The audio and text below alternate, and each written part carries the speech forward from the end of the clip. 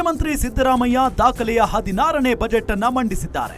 ಬಜೆಟ್ನಲ್ಲಿ ಬ್ರಾಂಡ್ ಬೆಂಗಳೂರು ಜಪ ಮಾಡಿದ್ದು, ಡಿಸಿಎಂ ಡಿಕೆ ಶಿವಕುಮಾರ್ ಕನಸಿನ ಬ್ರಾಂಡ್ ಬೆಂಗಳೂರಿನ ಪರಿಕಲ್ಪನೆಗೆ ಹೆಚ್ಚಿನ ಒತ್ತು ನೀಡಿದ್ದಾರೆ.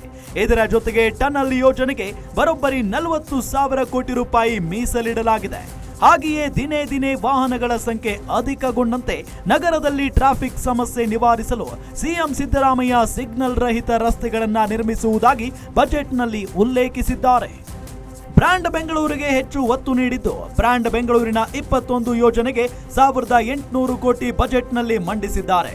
ಹಾಗೆಯೇ ಮುಂದಿನ 2 ವರ್ಷದಲ್ಲಿ ನಮ್ಮ ಮೆಟ್ರೋ ಜಾಲವನ್ನ 98.60 ಕಿಲೋಮೀಟರ್ ಹೆಚ್ಚಳ ಮಾಡುವ ಹಾಗೂ ಮೆಟ್ರೋ ಜಾಲವನ್ನ ದೇವನಹಳ್ಳಿವರೆಗೂ ವಿಸ್ತರಣೆ ಮಾಡುವ ಗುರಿಯನ್ನ ಹೊಂದಿದ್ದೇವೆ ಅಂತ ಸಿಎಂ ಸಿದ್ದರಾಮಯ್ಯ ತಿಳಿಸಿದ್ದಾರೆ.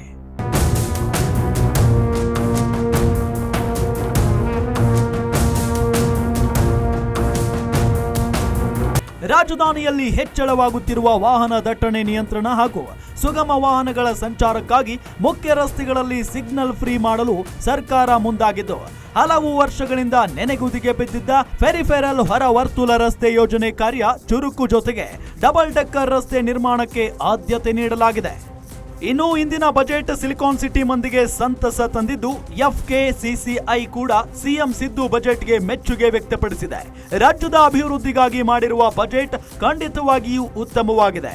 ಇದನ್ನ ಆದಷ್ಟು ಬೇಗ ಜಾರಿಗೆ ತಂದ್ರೆ ರಾಜ್ಯದ ಆದಾಯ ಇನ್ನಷ್ಟು ಹೆಚ್ಚಳವಾಗುತ್ತದೆ ಅಂತ ಸಿದ್ದು ಮಂಡಿಸಿದ ಬಜೆಟ್ಗೆ ಶ್ಲಾಘನೆ ವ್ಯಕ್ತಪಡಿಸಿದ್ರು.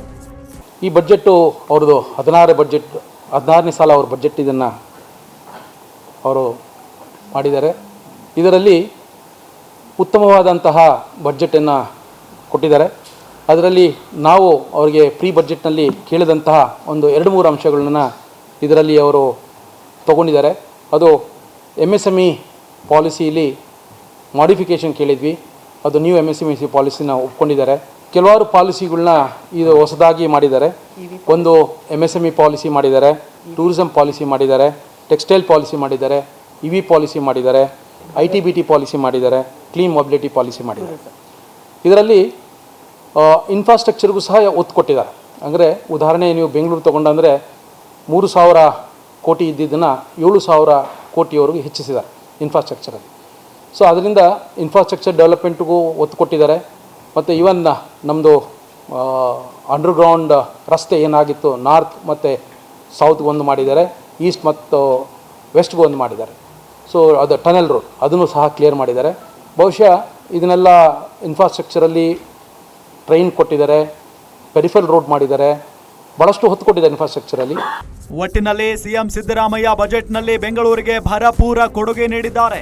ಅದರಲ್ಲೂ ಬ್ರ್ಯಾಂಡ್ ಬೆಂಗಳೂರಿಗೆ ಅಡಿಪಾಯ ಹಾಕುವ ನಿಟ್ಟಿನಲ್ಲಿ ಹೆಚ್ಚಿನ ಅನುದಾನ ನೀಡಿದ್ದಾರೆ. ಇದೆಲ್ಲ ಯೋಜನೆಗಳು ಕಾರ್ಯರೂಪಕ್ಕೆ ಹೇಗೆ ತರ್ತಾರೆ ಅನ್ನೋದನ್ನ ಕಾದು ನೋಡಬೇಕಾಗಿದೆ. Charan, metro bureau, guarantee news.